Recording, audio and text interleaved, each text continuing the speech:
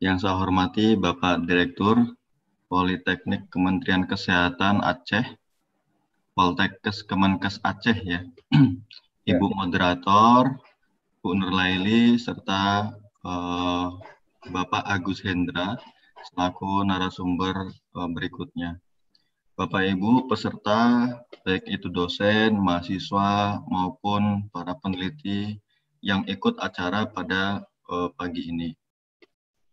Nah, pada kesempatan ini izinkan saya untuk berbagi pengalaman terkait dengan bagaimana mengelola reference manager dan mengelola identikate ya, atau mengelola cek plagiasi. Sebenarnya untuk cek plagiasi ini tidak hanya identikate saja, tapi ada banyak cek plagiasi. Nanti beberapa hal akan saya tampilkan contoh-contoh cek plagiasi yang sering digunakan oleh rekan-rekan pengelola jurnal maupun rekan-rekan dosen. Mohon izin saya akan berbagi layar. Materi saya bisa diperoleh di chat Zoom ya. Bapak Ibu bisa langsung mengaksesnya.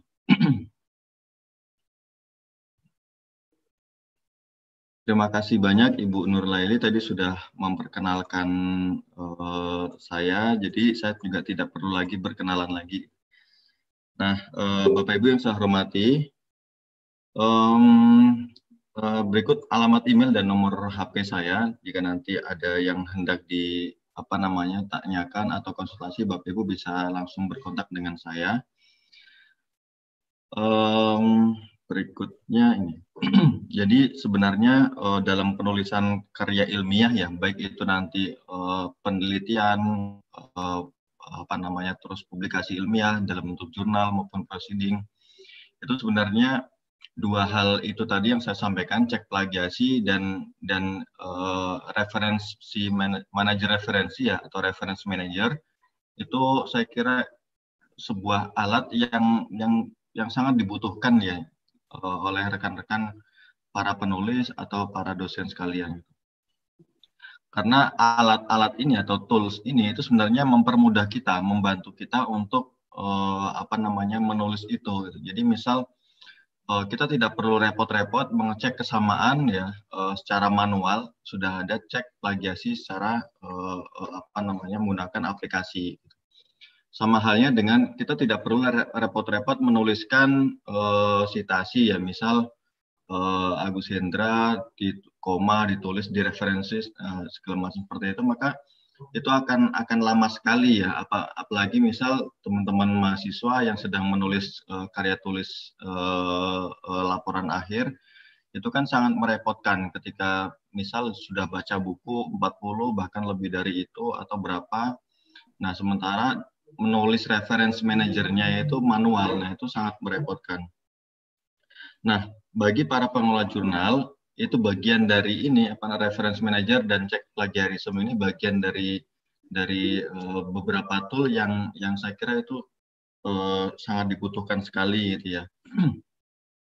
Nah, ini contoh ya. Contoh beberapa tool yang saya kira ini perlu dipakai oleh Bapak Ibu sekalian. Nah, tapi tool-tool ini semuanya tidak serta-merta gratis ya, ada yang berbayar. Misal untuk yang cek plagiasi ya, cek plagiasi saya lihat Poltekkes Kemenkes Aceh ini sudah mengurus DOI melalui RJI ya, Relawan Jurnal Indonesia.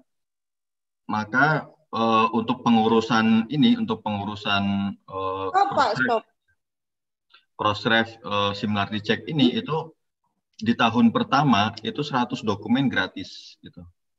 Nah, identikate berbayar, turnitin juga berbayar itu. Untuk cross-ref similarity check ini itu satu mesin dengan identikate gitu ya.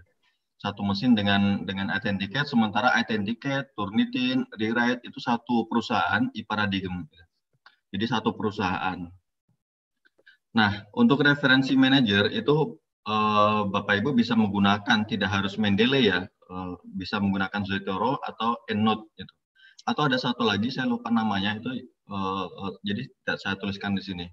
Ada beberapa lagi yang dia juga reference manager seperti itu. Nah, untuk yang Mendeley ini masih gratis, Zotero juga demikian. Mendeley ini diakuisisi ya, dibeli oleh Elsevier, terus Zotero. Nah, yang berbayar ini EndNote ya. EndNote ini berbayar, apa namanya, dan interface-nya mirip-mirip sih dengan Mendeley seperti itu. Nah, pada pagi ini saya akan sedikit menjelaskan apa namanya sekilas ya terkait dengan cek plagiasi maupun dengan salah satu referensi manager yakni Mendeley. Gitu. Nah, untuk cek plagiasi ini yang perlu Bapak Ibu tekankan bahwa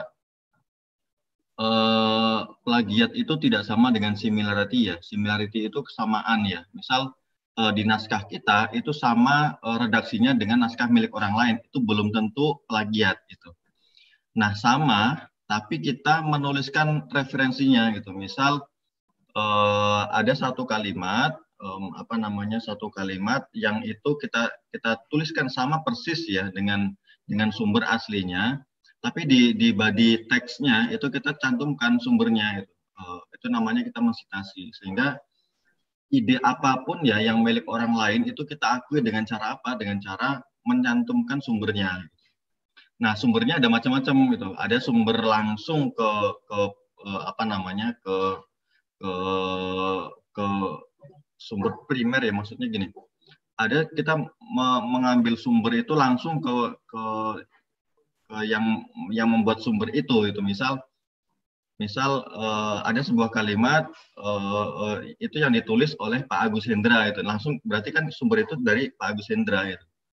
Nah, yang tidak direkomendasikan adalah seperti ini. Jadi ketika Bapak Ibu menulis citasi terus misal sumbernya itu dari yang lain gitu, misal menurut Agus Hendra dalam Andri, nah itu tidak direkomendasikan seperti itu. Memang kita harus mencari sumber yang langsung ke sumber utamanya seperti itu. Nah, untuk teknisitas ini sebenarnya apa namanya itu ada banyak cara ya, ada banyak cara, ada yang langsung citasi langsung dan citasi yang tidak langsung, dan kita bisa parafrase.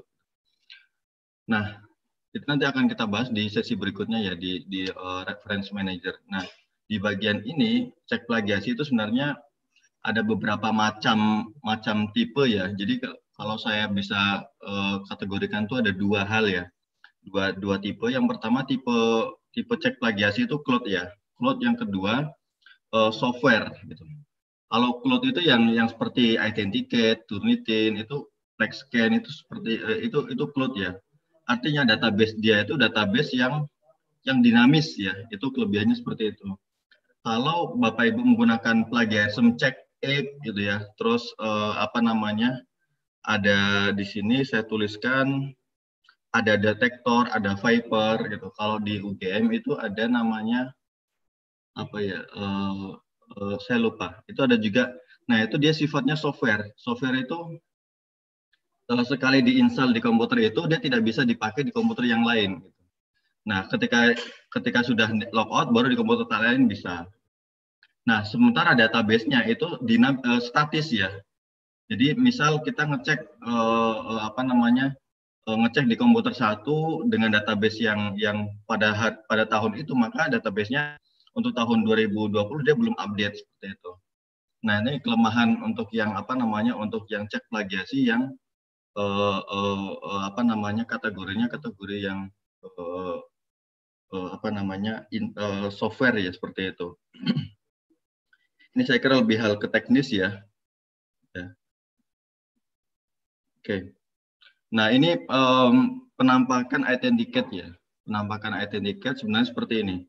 Nah, kalau saya lihat Poltekkes Kemenkes ini kan sudah mengurus biaya melalui RJI, maka silakan mengurus cek plagiasinya gitu, cek plagiasinya. Kalau sudah ya alhamdulillah, kalau belum silakan diurus. Itu tahun pertama pengurusan ya, pengurusan itu. Nah, itu 100 dokumen gratis. Nah, terus untuk yang berikutnya nanti tagihannya setahun kemudian. Include dengan tagihan DOI. Nah, untuk yang interface Identicate ini sama dengan Crossref Similarity Check ya, itu sama persis gitu. Nah, yang perlu Bapak Ibu tekankan untuk yang yang apa namanya cross reference check ini kita bisa menambahkan sampai 2.000 akun ya. Jadi ada satu akun master bisa menambahkan 2.000 akun gitu. Misal di Poltekkes di Aceh ini ada 500 dosen ya.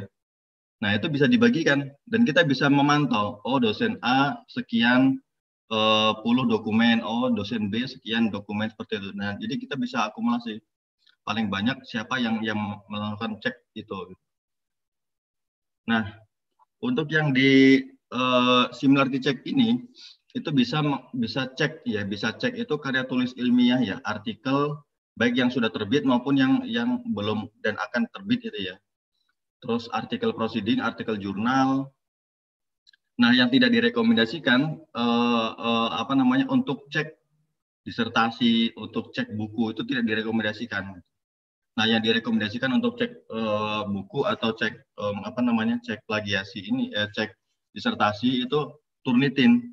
Jadi kalau Bapak Ibu punya akun Turnitin, maka itu bisa digunakan untuk cek plagiasi maupun cek ini apa namanya cek buku maupun cek disertasi seperti itu. Ya.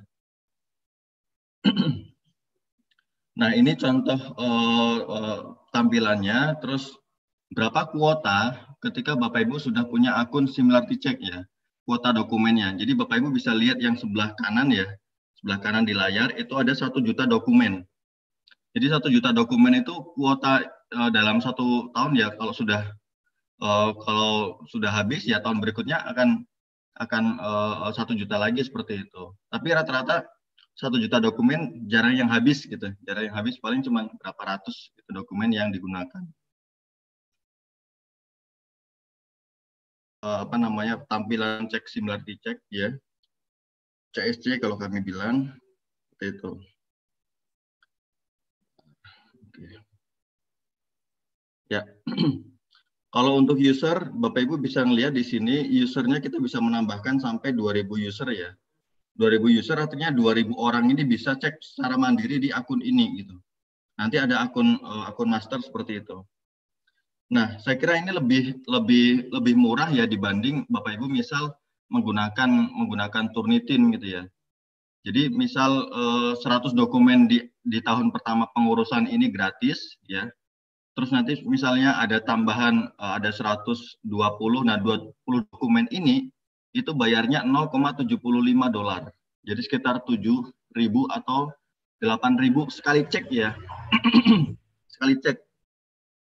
Jadi misal dokumen yang sama dicek 2-3 kali, maka itu dihitung 3 kali. Jadi cek di sini maksudnya apa namanya Bapak Ibu walaupun dokumennya sama tapi dicek berkali-kali maka itu dihitung berkali-kali itu. Jadi tidak dihitung satu seperti itu. Nah, ini contoh hasil ya, hasil apa namanya? Hasil ceknya seperti ini. Nanti apa namanya jika dimungkinkan untuk praktek nanti kita sama-sama praktek ya untuk cek ya seperti ini gitu.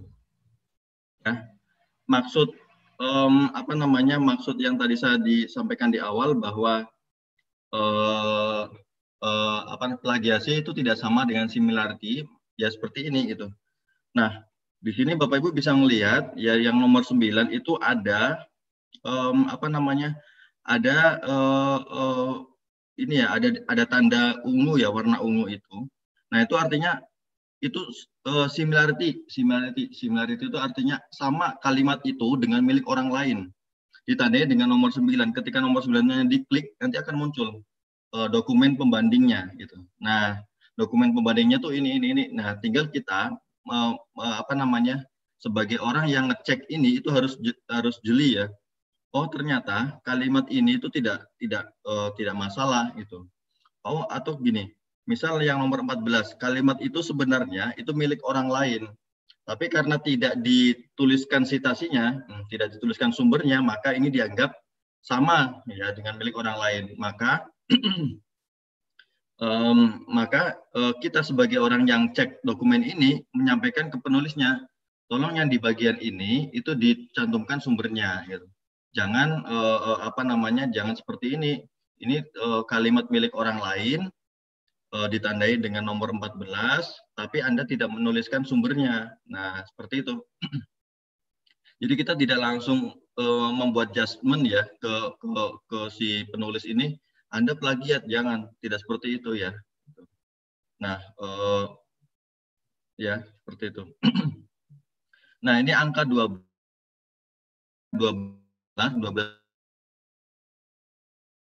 ada 12% kesamaan ya dengan orang lain, dengan dokumen pembandingnya yang ada di internet itu, baik story maupun jurnal-jurnal, blog serta dokumen lain yang ada di internet seperti itu. Nah, saya coba lihat yang lainnya. Ini ada 38. Nah, maksudnya, jadi Bapak Ibu jangan lihat yang 38%-nya yang di atas pojok kanan atas itu, tapi yang Bapak Ibu lihat itu yang di bawahnya, yang saya tandai kotak merah itu. Nah, karena yang 38% itu berasal dari yang saya kotaki merah ini gitu. Nah, itu jangan sampai lebih dari 1%. Gitu. Nah, cek yang 2%, yang 3%, bahkan ada yang lebih dari itu dicek. Nah, terus setelah dicek, Bapak Ibu bisa di-exclude ya, dikecualikan. Mereka-mereka yang bertugas untuk cek plagiasi secara mandiri, baik itu di perpustakaan maupun di LPPM, mereka yang punya kemampuan untuk membaca ini, apakah ini sama dengan milik orang lain atau tidak, seperti itu. Ya. Nah, kalaupun sama, apakah ini masuk dalam kategori plagiasi atau tidak, seperti itu. Kalau plagiasi berarti dia mencantumkan ide-ide orang lain, menuliskan ide-ide orang lain, tapi tanpa menuliskan sumbernya. Nah, itu plagiasi. Nah, tapi kalau semuanya dia menuliskan ide orang lain, tapi menuliskan sumbernya, misal menurut Gus Hendra atau menurut Andri, nah atau kalimat citasinya di belakang. Jadi setelah mensitasi setelah menuliskan quote-nya, terus di belakangnya adalah dalam kurung Andri 2020 gitu. Kalau seperti itu berarti ini masuk dalam kategori similarity ya, karena kalimat itu sama dengan kalimat milik yang punya, atau ada beberapa dokumen yang lain juga mencitasi hal yang sama. Nah, ini saya kira sedikit penjelasan ya terkait cek plagiasi ya. Nah, sini exclude-nya di off-kan ya. Jadi Bapak Ibu bisa meng-exclude ya, dan bisa men-setting bahwa berapa kata dalam satu kalimat yang dianggap similarity gitu. Standarnya itu biasanya sampai 15 kata, 15 word, terus presentasinya itu maksimal di atas 1% ya. Kalau di atas 1% itu akan kedeteksi di sini gitu. Kalau tidak di atas 1% maka tidak kedeteksi di aplikasi ini gitu. Nah, itu kita setting sendiri gitu. Nah, jadi Square, Authenticate, Turnitin atau cek plagiasi yang lainnya itu sebenarnya tool untuk membantu kita. Bukan software ini langsung memutuskan plagiat atau tidak plagiat, bukan. Tapi kitalah orang yang ngeceknya itu yang memutuskan. Oh, ya. Nah, ini yang tadi saya sampaikan, Bapak Ibu bisa langsung ngecek atau mungkin dari pihak Poltekkes Aceh bisa langsung ngecek ini ya, prosedur.org, terus Sumberning Service Similarity Check. Masukkan nanti nama Poltekkes Kemenkes Aceh, dimasukkan. Kalau sudah masuk di eligible, maka dia akan bisa mengurus akun ini gitu.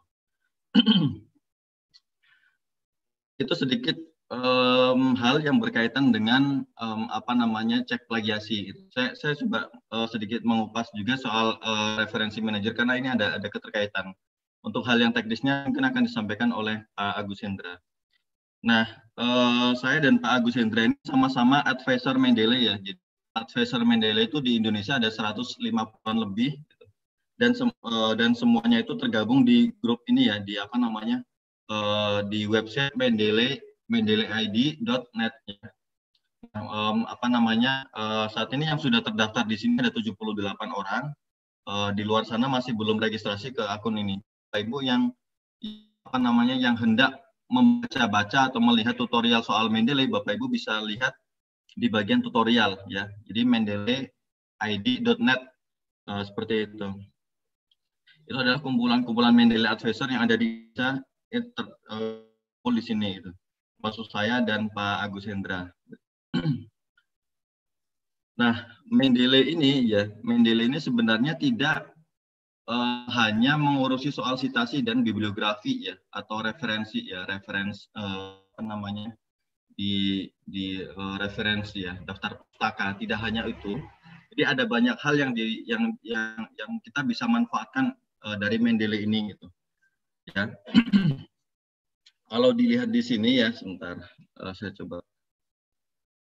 Nah, kalau dilihat di sini itu ada banyak ya. Jadi selain untuk citasi maupun daftar pustaka, Bapak Ibu bisa memanage dokumen atau file-file referensi ya. Misal kita sudah cari referensi-referensi untuk tulis kita, nah itu bisa dimasukkan ke dalam Mendeley untuk kita manage. Gitu. Jadi fokus kita ke